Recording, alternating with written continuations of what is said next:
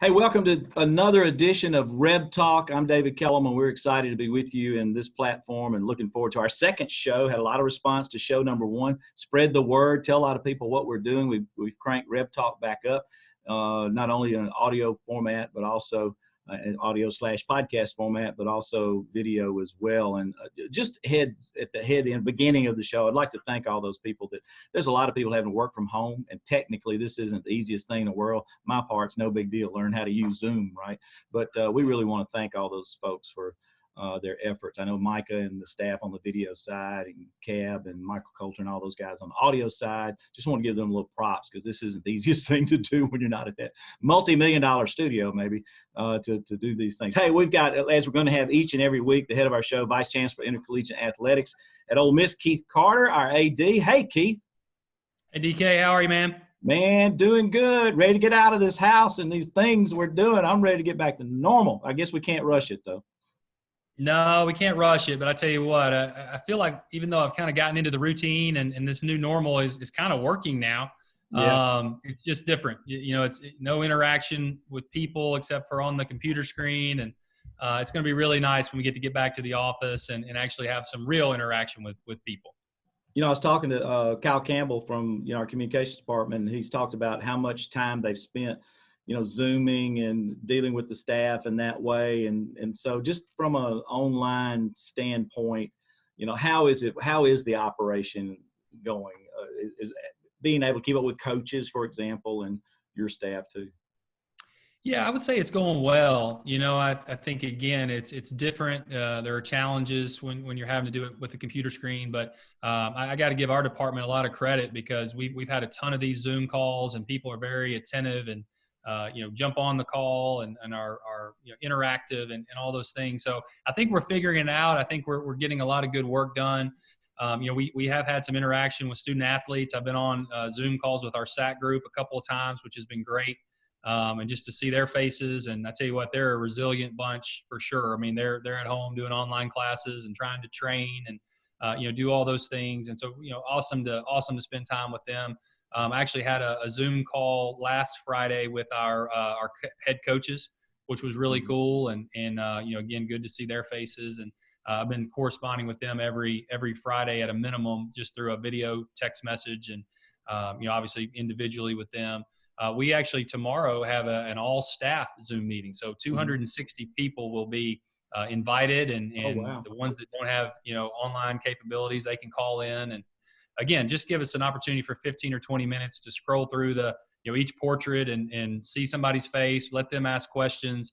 I think it's important for them to see that we're working very hard to look at all scenarios and get them back here on campus and working in their full positions as soon as possible. So looking forward to that. We haven't had an opportunity to do that yet, but it's been good. And I think, I think, while we see the challenges, we also have to be thankful for these opportunities. If this had happened a few years ago before, technological advances, we would have had a really hard time, getting our work done. Yeah. And so I think now we kind of figured this out, and it's going well. What was your sense of the student athletes from a spirit standpoint, their emotions, and how they're kind of taking this? I think they're doing well. Again, I think they're probably like the rest of us. They're getting a little stir crazy being at home and not having the resources. These athletes are, world-class athletes, and they want to stay in shape. They want to do the things that kind of brought them to Ole Miss, the sport that they play, and not having access to the facilities and the trainers and, all the equipment and those type of things. It's hard on them, and obviously not even talking about the ones that lost their in-season progress that they were playing right now. So, but they're doing well. And again, it's the SAC group. So there's 2 or 3 members from each team that are on the student athlete leadership group. And they do such a good job, and they stay so positive and, have a great attitude about everything. But, they had some questions and concerns, and that's why I think it's good for me to get on there with them. And so they can ask those directly to me, and we can address them. And, we're still doing the meal cards, and we sent them out, workout bands, foam rollers, jump ropes, a lot of those things so they can work out at home. We took some of the equipment off the shelves that was really their gear and shoes, shirts, workout gear, those type of things, and sent those to the ones that didn't have them. So we're trying to make it as easy as possible for them, and just give them a lot of credit for hanging in there. Again, academically, they're doing great. Bob Baker over at the FedEx Center has had just great things to say about their work ethic and attentiveness, showing up for tutors, all of those things. So it's been good. And I think sometimes the young people are more resilient than the older folks. They kind of adjust and move forward, and our group's certainly done that. Well, I know one thing, you grow for appreciation. I mean, when appreciation gets all the way down to toilet paper, I mean, things are great. But I know that our athletes appreciate what they've got at Ole Miss. That's why they came here, because of facilities, and we get to play in the SEC and all. But, they're going to appreciate it even more when they get back and realize what this university has from a workout standpoint, facility standpoint. I think so. And we talked a lot about that, as I send them videos every Friday as well. And, I talked a lot about how, this is a challenging time. There's some things we have to overcome. But when we get on the other side of it, one, we're going to appreciate and have a better perspective on the things we do have. And then I think it's going to allow us just to get back and enjoy, again, whether it's sports, whether it's going to class, whether it's spending time with friends. I think sometimes you need, a check like this to kind of show what those priorities are and get some perspective on things. So I'm excited to get them back. I think for us in athletics, we kind of get caught in the hustle and bustle of, everyday work and operations and all that. But ultimately, it's about seeing those student athletes, giving them the resources they need to be successful, and watching them have smiles on their faces as they compete. So really looking forward to getting them back on campus. Yeah, no doubt. Just getting to hang out with them. You just miss the interaction. Last week there was a story about the university not letting students come back till August 1st, and the announcement was made, and then some people were concerned about the student athletes and how they were going to be dealt with. Can they get back in here, especially the fall sports athletes, and get ready for their seasons? Just your thoughts on that. Well, I think, the right decision was made. So basically what the decision was is that all camps, conferences, anything from that nature this summer all the way through August 1st are going to be canceled. So if you have a basketball camp or a band camp or a conference at the end at Ole Miss, those things are canceled. But it didn't necessarily mean that we couldn't bring student athletes back or even regular students back, if the medical information lends itself to that. So again, this is so fluid. We're basically hour by hour with information. And so we'll look at all that. We will certainly listen to medical professionals. But one thing about Chancellor Boyce is he's great at, making sure that we are making decisions in real time with the most current information. And if we get to, June or July and things have changed and the curve has been flattened and, we've got some things that we feel good about, then we'll do our best to bring back students. And, certainly for us, we want to play sports in the fall. And I mentioned it last week. We want to, again, make sure we're safe and make sure that we're doing all the right things from the medical perspective. But at the same time, we're going to be planning to play football and soccer and volleyball and cross country, all those fall sports. And obviously to do that, if you're going to start around the 1st of September, you got to back that up a little bit, get them back in shape and get them here on campus. So we're looking at all those scenarios, and I know Chancellor Boyce will be supportive of that.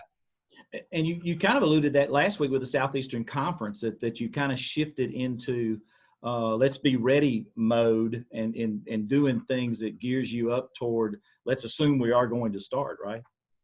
I think that's what you have to do. And again, I've been so impressed with the league office, with the other ADs in our league. Everyone's on the same page that we want to do anything we can to try to make that happen, this fall. And, for us, it's again, we want to listen to medical professionals. We want to make sure that we're making decisions based on what's the safest and best. But at the same time, we understand that there's a big value into filling those stadiums and having the opportunity to play those sports this fall. Again, I think I mentioned it either last week or in another interview, especially here in Mississippi and the South, sports are so important. And I think that, having been kind of in this quarantine for so long, it looks like it's going to go on a little longer. It's almost like if we could make that announcement sometime in June or early July that, hey, we're playing football, we're going to play volleyball, we're playing these fall sports.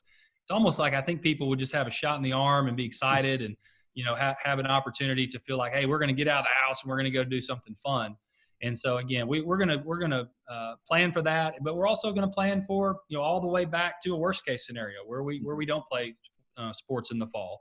And so we wouldn't be doing our jobs if we weren't doing that. But we want to think optimistically. I've been again very impressed with the attitude and kind of the conversations we've had at the league level. And, we're hoping that we're ready to kick it off Labor Day weekend. Well, we can't wait. All of us are, missing. I saw this football picture in the background. I'm like, oh man, just can't wait to get that going again for sure. You said you're going to talk to the entire athletic department, which has grown dramatically since the first days I was hanging around out here. Knew everybody by name, 10 or 12 positions, and it's totally different, obviously. But give our fans just a quick preview of what you're going to tell them and try to encourage them. Well, again, I think it's more just about FaceTime. A lot of these folks are still doing their jobs. I mean, some of them from home. I mean, our grounds crew kind of working with the skeleton crew and obviously social distancing and taking all those things into effect. But, they're coming to work. I mean, they're making sure that our fields are in good shape. And, you got to do that from an aesthetic standpoint, but really more importantly, you got to do it from a safety standpoint. You want to make sure that those fields are in good shape. So when we do hit go on the fall seasons, our soccer team, our football team, they're ready to go. So I'm just excited to see them. We do this every month in our department. We have an all-staff meeting where we meet in the Manning Center. All of our staff is there. We have breakfast before, and we have about an hour meeting. We have fun. We do some cool things and call people out, and the head coaches give an update and those type of things. So I'm just excited to bring everybody back together. We talk about it so much, and at Ole Miss, we're such a family. And, we spend so much time with our work family. And now I get to see a few of them on the monitor. But some of them I haven't seen in a month, and I'm anxious to see them. And I hope they're anxious to see me as well. But it'll be fun. And I just look forward to spending a little time with them. Hey, coming up on this show a little bit later after you, we've got Terrell Buckley off the Ole Miss football staff, decorated football player, coach, et cetera. And then Dr. Josie Nicholson a little bit later as well, who's a sports psychologist and handles counseling here on campus. Just two quick thoughts about those two people. Well, they're great. Josie's been around for a little while, and I've really come to respect her, not only from a professional standpoint. She's one of the best in the business professionally, but she's just such a good person. If you're around her, you feel good. You feel good about yourself. And, I know some of our student athletes and some of our staff as well, have gone to her and dealt with some really tough stuff. And she's just a really good resource there. And I know that she'll lend some really good things to this program. And then Terrell, you talk about a guy that comes in with a lot of energy, a guy that's happy to be back in Mississippi, from Mississippi originally, went to Florida State and obviously had a great career there, an NFL career.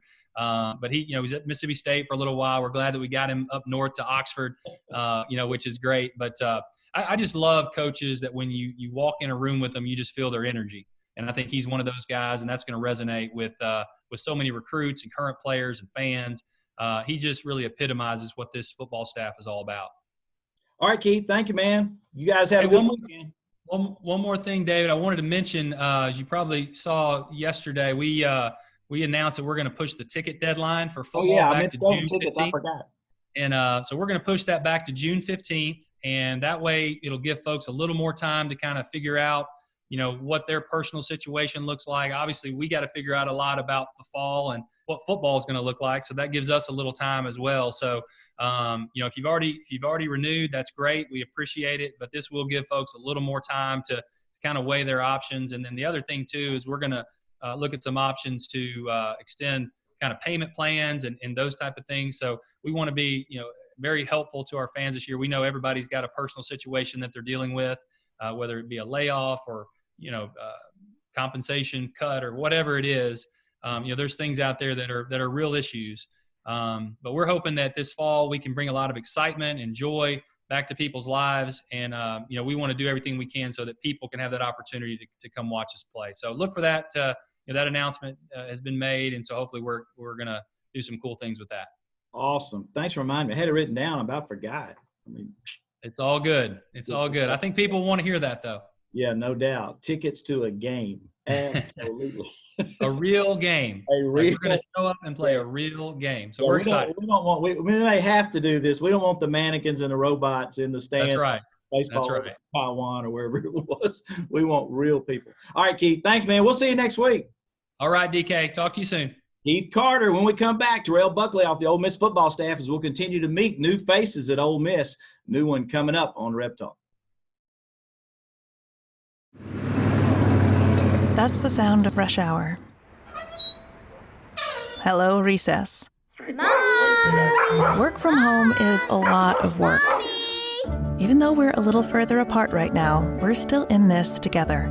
Regions is donating this ad to local food banks to shine a light on them as they feed our neighbors in need. Learn how you can help or get help at regions.com/foodbank. Regions Bank, member FDIC.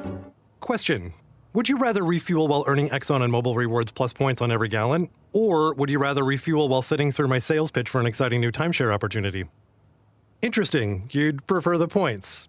Well, that's proof. People prefer earning and redeeming with Exxon and Mobil Rewards Plus over owning a condo that's actually my shed. Earn points in-store and at the pump with Exxon and Mobil Rewards Plus. Sign up today. Terms and conditions may apply. Available at participating Exxon and Mobil locations. Right now is the best time to upgrade your appliances and lower your energy bill with Smart Choice rebates from Atmos Energy. As an Atmos Energy customer in Mississippi, you'll save up to $450 when you buy select high-efficiency natural gas appliances. So use less energy and help keep our planet green. Call 877-616-6267 or visit atmosenergy.com/smartchoicems for details. Atmos Energy, your natural gas company. We need the fans, alumni, foreigner players all united and everybody on the same page, which is to win championships. We didn't come here to be good. All right, that's not why we're here today. We came here to be great. Hey Rebel Nation, this is head football coach Lane Kiffin. Let's lock the bot Saturdays this fall. Become a season ticket holder today. Visit OleMissTix.com. That's OleMissTix.com. Hotty toddy.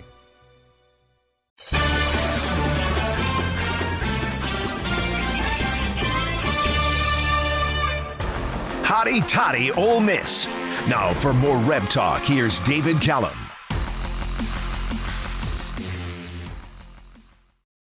Hey, welcome back to Reb Talk. As we told you, we've got Terrell Buckley with us. T-Buck, what's going on? How are things in your world? Oh man, we still working. We still grinding. Like I told, we had meetings all today, staff meeting. Still talking to recruits, all players, making sure doing installs, making sure they're doing what they're supposed to do in school. So it's been a busy day. Well, that's good to hear. Of course, Terrell Buckley is new on the staff. As we told you on the show, we're going to introduce you to all the new football coaches and some of the other new staff and coaches that we have at Ole Miss. Assistant coach with cornerbacks, Florida State grad 2007. Most of you know the incredible football story behind Terrell Buckley, his last 4 years at Mississippi State. We need to rip those pages out, but everything else. Native Mississippian from Pascagoula, Mississippi. I lived in Gulfport as a kid for a little while, so I know all about those. Okay. Coast people for sure. And he, prior to state, he was at Louisville, did a wonderful job there. And of course, they were in the Music City Bowl, beat Texas A&M 1 year there. And prior to that, was with Terry Bowden's staff at Akron, and of course played at Florida State, had a phenomenal career there, won the Jim Thorpe Awards and the College Football Hall of Fame, tremendous career in the NFL. And, I think I just kind of stop there, Terrell, and talk about, this sport's been good to you. When you really think about, high school kid down in Pascagoula, and man, what a ride you've been on, huh? It started in, people don't really realize this, but I was born in Columbia, Mississippi. Yeah. My mom and Walter Payton went to high school together. Then before first grade, we moved to the coast, Gaucher first, and then Pascagoula. We didn't have a high school in Gaucher, so we had to get over to Pascagoula. And this ride, like you just said, has been unbelievable. A kid from the coast, a 5'10", 155-pound out of high school that has been a winner. I've been on winning teams since I can remember. I remember playing pickup football in my grandparents' yard. And whatever team I was on, we won. And that went on to Pop Warner, the Mustangs, junior high, Gaucher Gators, and then Pascagoula was state champs with Shane Matthews. Right? Y'all didn't lose a game. Didn't lose a game. And if Shane, I tell you this, if Shane would have been a junior with me, we would have probably been 28-0 in 2 years. We lost because we had everything else. we didn't have the quarterback, especially the caliber of Shane Matthews. And then went on. I had to pinch myself sometimes just to realize I'm not dreaming, and the blessings and everything that this great game of football has provided for me. That the coaches, my former teammates, and currently the players. It's been awesome. Keeps me young, keeps me going, keeps me competitive. So yeah. I just can't. I cannot use enough words to great words to describe what it has meant to me. Now you were related to Walter Payton, right? Yes. You know what's really cool? Let me tell you a little quick Ole Miss story about Walter. You know, of course, he played Jackson State, phenomenal player, tremendous pro career, and all this stuff. But he went to the Hula Bowl, and if I remember the story correctly, the Hula Bowl contacted Coach John Vaught at Ole Miss to put in a recommendation for Walter Payton. I thought that was kind of cool. He had a phenomenal career. And I remember in the letter from Coach Vaught, I think he said about Walter, he said, your numbers are really impressive. And they sure were, weren't they? Yes, you're talking about, to me, I have in my top 5 greatest players, with number 1 being Jerry Rice. Yeah. So two young men from the state of Mississippi. The difference between them and myself, them two are in the Mississippi Hall of Fame. I'm still not in the Mississippi Hall of Fame. We got to get that done. What's that all about? I don't know. I might pull a Terrell Owens and don't. I mean, that's the same thing I say. I got I'm not going to show up. We got to get that done. I didn't know that. That's crazy. That's unbelievable. That is. This state, when you think about it, and of course you've been recruiting it, you've coached now in it at the 2 major schools in the state, obviously. This state, when you think about the number of people involved and the percentage of great football players out of high school, is phenomenal. It's unbelievable. If you just look at just my high school, you know, it was doing that 50th anniversary of the NFL, 150 with the Super Bowls and guys in the league. Pastor Gould is approaching, I want to say 12 guys now. Wow. That have come from that high school. So you add that to all the other guys and what they're doing. It's Brett Favre is right there close to us on the coast. So it's amazing. I tell people, per guy, if you go out and take the top guys from each state and you could match them up against anybody. Yeah, no doubt. You know, I wanted to talk to you. You got 3 daughters, right? Yes. How Sherelle, Brianna, and Brittany? Yes. Are they handling this coronavirus cooped up mess pretty good? They're doing well. My oldest one is in Houston. Okay. She works at an engineering car company doing engineering. Brianna, my middle daughter, is graduating from Notre Dame. She just had to go back. They're not going to school. She's doing online, and she's cleaning out her apartment. Uh-oh. And my youngest daughter is, she's still a bulldog. Oh, no. I know. I asked her if she wanted to come up. She's like, nah, I'm too close. She would graduate in a year, so she's like, nah, I'm gonna finish out, and I just have a split shirt on. Okay. Hey, we'll completely convert her when she gets up here and sees what it's like. Yeah. And all of them was, you know, what was most impressive, I think, about my girls, all of them played golf in college. Oh, yeah. They was pretty good golfers. Didn't want to put in that extra 10 hours to take it to that next level. And I tried everything, talking them out of it, paying them, you know, let's go to counseling, let's talk about it. Because I want to carry the bag. Yeah. Hang out with the daughters, watch them swing the clubs. That'd be cool. Yes. So yes, my girls everybody's doing good. They're staying at home, keeping their hands out of their face, and they're washing their hands. Good deal. Hey, you told me before we came on that you just came out of a staff meeting, the virtual reality of this world that we're dealing with. And I know that this particular staff was really hoping to have a spring to evaluate players on the field. Yes. You lost that. So, you know, what kind of position does that put you in, especially with your room and the DBs? It puts us in a unique situation because we don't know. Yeah. And you look at the depth, you look at who can play what. You know, what we was trying to find out was give ourselves position flexibility. I like to have guys that can play multiple positions. So does DJ. Now we're just talking about it and guessing. The one good thing about it, we did see him in the fourth quarter. We got the fourth quarter, so we saw some movement. We have an idea on what's going to happen, and we're doing these virtual meetings. So we're not totally away, but it's still nothing like seeing them live and seeing the one-on-ones and seeing the 7-on-7. What happens after a great play? What happens after a bad play? When I'm jumping all over you, how you gonna react? Okay, the third week of camp, how are you reacting when your body is sore? You know, we don't. I mean, the first time we're gonna see all that is gonna be in fall camp, and then the season is right around the corner. You know, you're at the arch rival, and now you come to Ole Miss, still in the Southeastern Conference, but Yes. those years there and the upcoming years here, I know you know that this league is something else. You just have to be almost perfect in your play on the field as a player, don't you?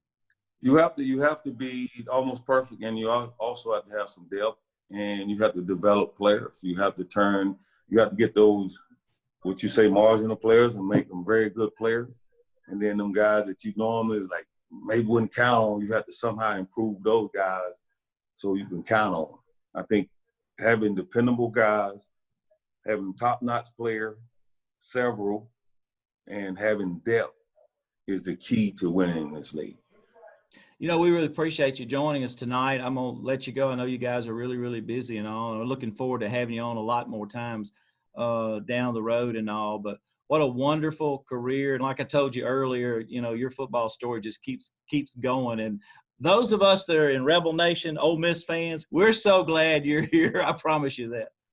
Well, I appreciate it, and I'm glad I'm here too. This is opportunity to continue my football development and career in the state I love, the state I was born and raised in, and appreciate. So I am great and thrilled to be a part of the Ole Miss family, and we want to put the Land Sharks defense on the field and let us do some land sharking. Hands up. Let's go. Coach, thank you. Appreciate you. Thank you. All right. When we come back, we're going to have Josie Nicholson. Dr. Nicholson will be with us next on RebTalk. Hi, this is Gant Boone with Oxford University Bank. You've heard about our Kasasa Cash checking account paying 2.5% interest on balances up to $50,000. That interest could, depending on your balance, pay for an unlimited cell phone plan for you and one other, or pay for 2 gas fill-ups per month for an average-sized gas tank, or maybe a nice meal on the square is what you desire. Regardless, this is real money we will give you for doing 3 things you are probably already doing. So stop in today or visit us online at liveoxfordbankoxford.com. Oxford University Bank, member FDIC. Percentage rate quoted as annual percentage yield. Hey Rebel Nation, this is head football coach Lane Kiffin. Let's lock the Vot Saturdays this fall. Become a season ticket holder today. Visit OleMissTix.com. That's OleMissTix.com. Hotty toddy. For over 50 years, Mississippi Asthma and Allergies board-certified team of allergists have treated patients in Mississippi by identifying triggers that cause patients trouble and creating personalized treatment plans. Now with offices in Jackson, Ridgeland, Meridian, d'Iberville, and Oxford, it's like we're right next door when you need us. Treating adults, infants, teens, and Ole Miss students. Find the Mississippi Asthma and Allergy Clinic near you at msaac.com. Mississippi Asthma and Allergy, helping Mississippi live life to the fullest. That's the sound of rush hour. Hello, recess. Mom! Work from home is a lot of work. Mommy! Even though we're a little further apart right now, we're still in this together. Regions is donating this ad to local food banks to shine a light on them as they feed our neighbors in need. Learn how you can help or get help at regions.com/foodbank. Regions Bank, member FDIC. Hey Rebel Nation, this is head football coach Lane Kiffin. Let's lock the Vot Saturdays this fall. Become a season ticket holder today. Visit OleMissTix.com. That's OleMissTix.com. Hotty toddy.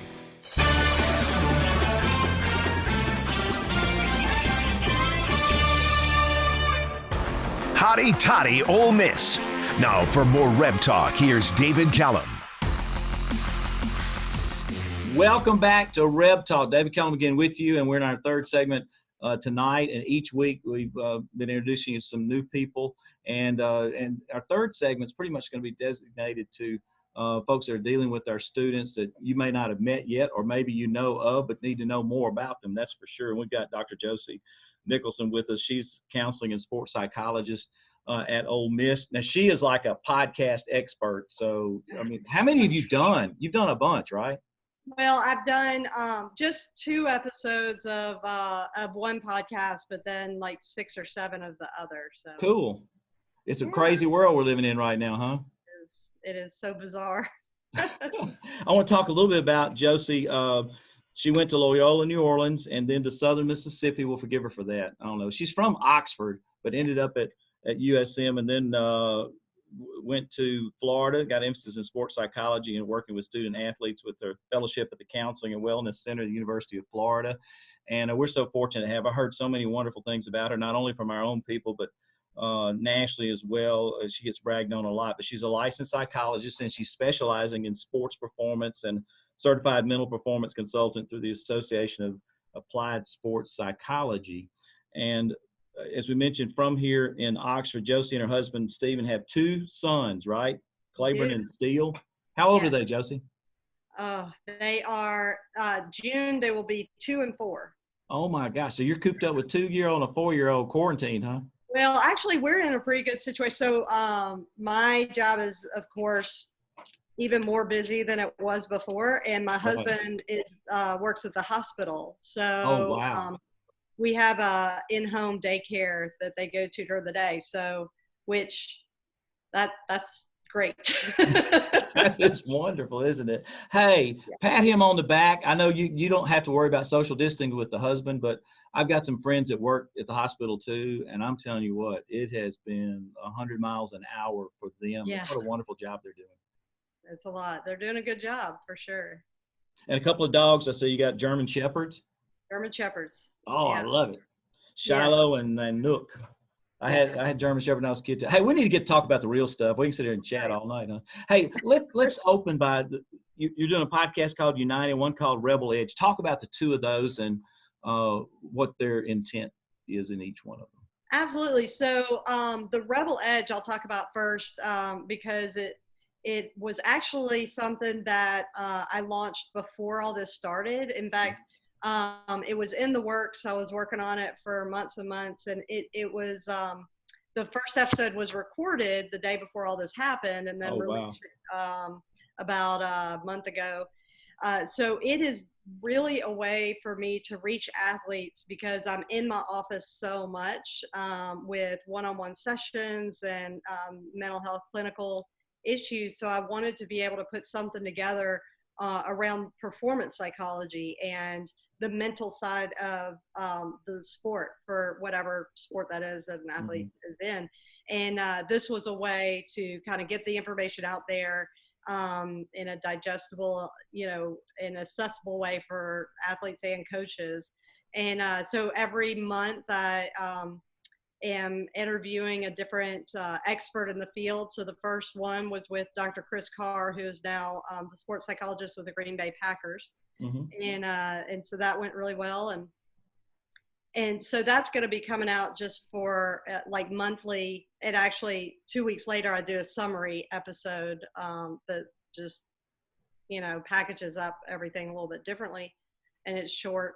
But that's really just for the performance side of things, which is still really important because while athletes are, whether they're injured or in the middle of a global pandemic, they can be getting better in their sport mentally and come back stronger, even though they've been away from the pitch. But United, so I have a connection with Mark and Kim Polinsky. So Mark and Kim's son, Tyler, took his life in January of 2018 He was the quarterback at Washington State University under Mike Leach at that time. And before Mike Leach found his way to God's country. So, and so, you know, in talking with them, I just checked in with them about how they were feeling. It was right around the time that, you know, we were being told to not go back in our office, and they have been tireless in going around to different universities, sharing their story, really trying to destigmatize mental health issues, and help athletes reach out for help when they're struggling. And so I knew that not being on the road was going to be difficult for them. So we kind of put our heads together. They're like, well, what if we put together a podcast that was for student athletes at this time, around what are things that they can be doing to maintain their mental health. So they're short, they're less than 30 minutes. It releases 3 times a week. And it's united with a 3 for the E, for their son Tyler, that was his number. And just some real practical, I mean, I think all the information is really applicable to all of us going through this together. And just simple, here's one way that you can be looking out for your mental health at this time. Yeah, and I listened to part of one today, and it's really interesting. You know, you probably you're still a young lady, but a few years ago, you know, when you launched into this area, people say, "Oh, that really doesn't matter." You know, just kids got to be tougher and get over those issues, so to speak. But just address how things have changed. It's been more accepted, I think, to a certain extent. You know, having to deal with mental issues, and you know, student athletes aren't invincible. They're just like the rest of us, right? Absolutely. I mean, you think about you know, the world of athletics is such a pressure cooker, and it's just gotten bigger. It's just gotten more intense in terms of we demand a lot of our athletes. We're telling, like, scripting their entire days, from, you know, weights early in the morning to tutoring sessions late at night, and you know, putting them in these environments. Well, you know, one of the examples that I come up with is when I was an athlete, when I was younger, if I messed up in a game or whatever, that's fine. I might be embarrassed. I might get chewed out by my coach or whatever, but I'm not going to get attacked on Twitter.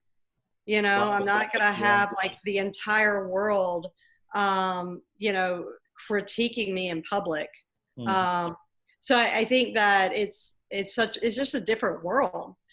And we know that mental health issues are more prevalent now, at least the reporting is. It's particularly anxiety and depression. And some people have attributed that to kind of the virtual world and social media and all that kind of stuff. But, you know, I think it's really important to recognize we are asking these athletes not only to perform in the classroom and perform on the field, but to represent our university. So there's a lot on them, and you know, it's important to, plus also as an athlete, the performance is such a huge part of who they are.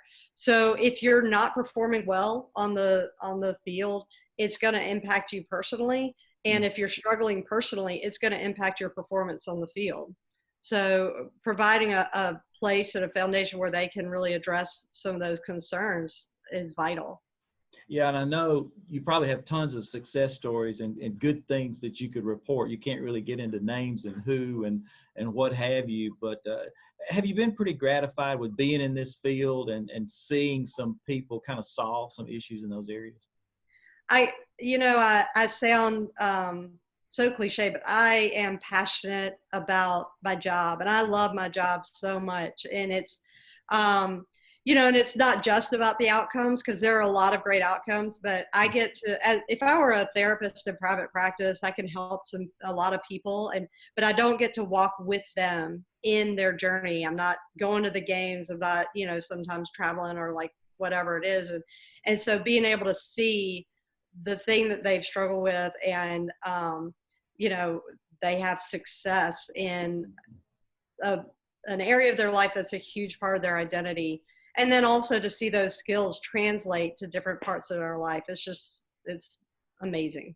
Yeah, I think as fans, and I consider myself basically a fan, the number one layer is they go on the field and they perform. Of course, I get to hang out with them a lot, and I get to see some of the things you see, struggles and class being tough and all those type things. But I think as fans, sometimes we kind of stop at that level. It's the level of how well they did in that game. You walk away and you judge it was good, it was bad, and that was it. And all those things below that, we forget sometimes because we were students, we went to school, we had all those struggles, and these people have the same struggle. For sure. And I think so many people forget that they are 17, 18, 20. I don't know. I look back at where I was at that age and whew. You grew up in Oxford. There's a lot of temptations and craziness in Oxford, right, Josie? Oh, absolutely. Absolutely. Let's talk about our student athletes and your interaction with them during this time. I mean, this is crazy. This coronavirus got everybody, I talked to Shannon last week about, they're trying to send them equipment so they can keep the physical part of it going. In your area, what are some of the challenges?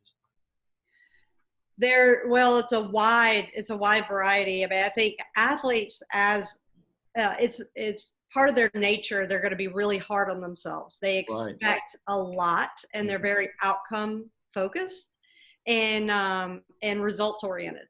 So right now, also they're very competitive. So if I was talking to somebody the other day about running little 5Ks and how somehow on race day you're like a minute or two faster, and it's because of the energy. Because the people around you and the way that kind of takes your mind off just the turning hamster wheels and what's going on in your body that might be unpleasant or whatever. And so it's not the same to go for a run without your teammates. It's not the same to train. I think so there's some feelings of isolation, loneliness that a lot of athletes tend to be really hard on themselves, saying, well, I'm feeling lazy. I'm feeling like, no, you're feeling down because this is a uncertain and anxious time. And like, I don't know why I can't just get myself to do this. Well, it's a global pandemic. Like this is a big deal, Yeah. Also the other thing is stress and anxiety is kind of, that's the number one thing I see throughout the year. But if you look at the number one stress relief for our athletes is their sport and exercise, and being able to have that arena where they're working on getting better and they feel good about themselves. And so that's been taken away. And it's also just been taken away very unceremoniously. Every athlete has an ending to their sport, but they prepare for it, or they get a lot of support through it if it was a career-ending injury, or there's some preparation. And also with injury too, there's kind of, every athlete knows that that's a risk they take. But this was like, okay, Friday, see you guys after spring break, and then Monday, don't come back. It's just crazy. It was so abrupt. So there wasn't really a lot of preparation. So I think a lot of student athletes are trying to figure out how to conceptualize what's happening. The other thing is family time is great. Yeah. A lot of family time is, even good things can be stressful.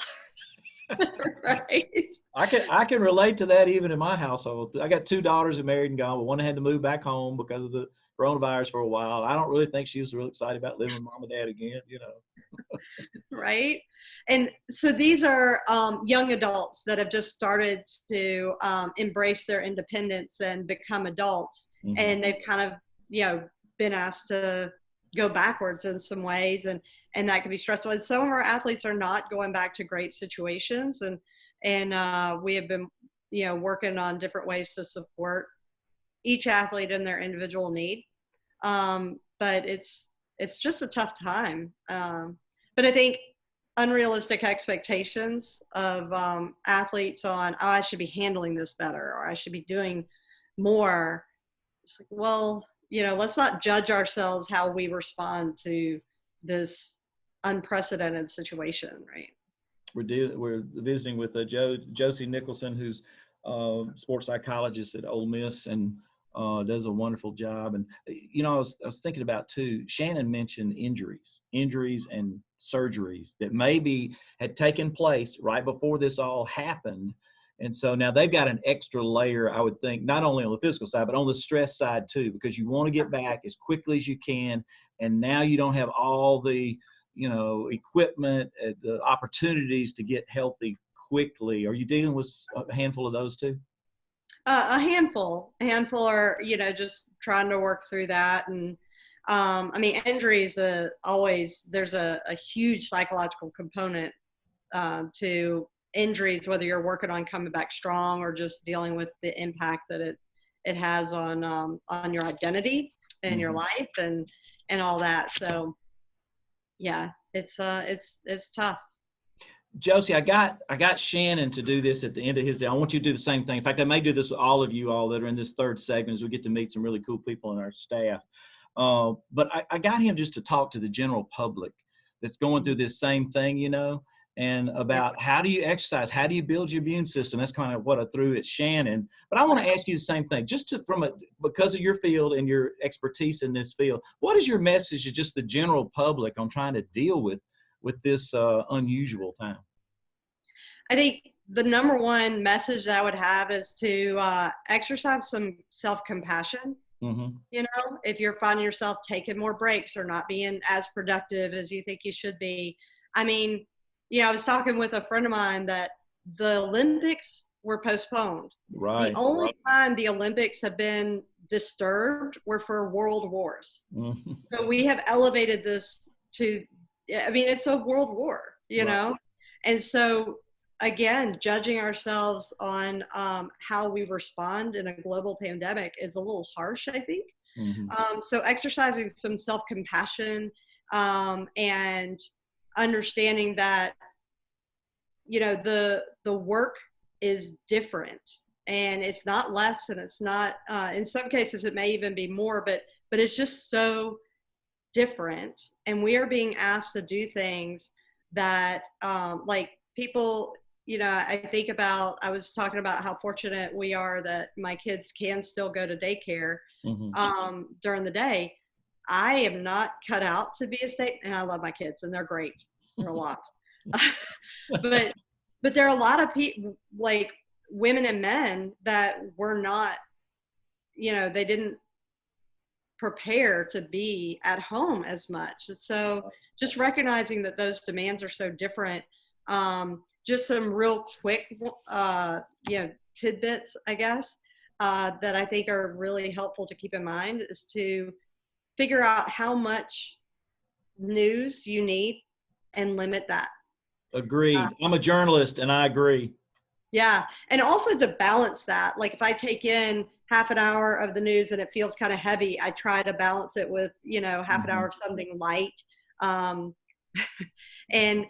to have a routine. And it's not like, okay, at 6:05 I do this, at 6:20, but it's more like, okay, in the morning I'm working out every morning, even if, if that's a walk or whatever it might be. There's a lot of online free yoga and workout, stuff right now to take advantage of, but our bodies need to move, especially because we're stationary in a place that's not our, it's not our regular work environment.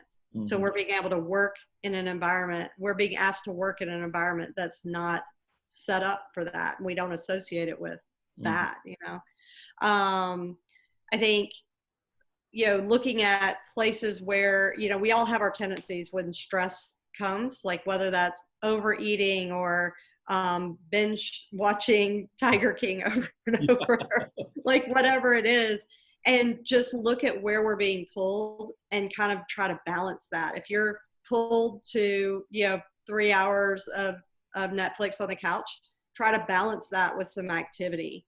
And take frequent breaks. Man, right now, Oxford is gorgeous. Be outside. It is beautiful. Go Right. outside for sure. No So, doubt. It's absolutely beautiful. Hey, Yeah. that's some good stuff. Hey, it's so much fun talking to you. I hope we can get you maybe again later in the summer or something. But everybody check out the podcast. Be sure you do that and keep up with Josie via the podcast. Hey, we wish you the best with all our student athletes. And thank you so much for doing what you do. Thank you, and stay safe. Okay, you too. Hey, that's going to wrap up this week's edition of RebTalk. We got to visit with Josie and, of course, Terrell Buckley earlier and Keith Carter. And we thank you so much for tuning in this week. And we'll see you again next week on RebTalk.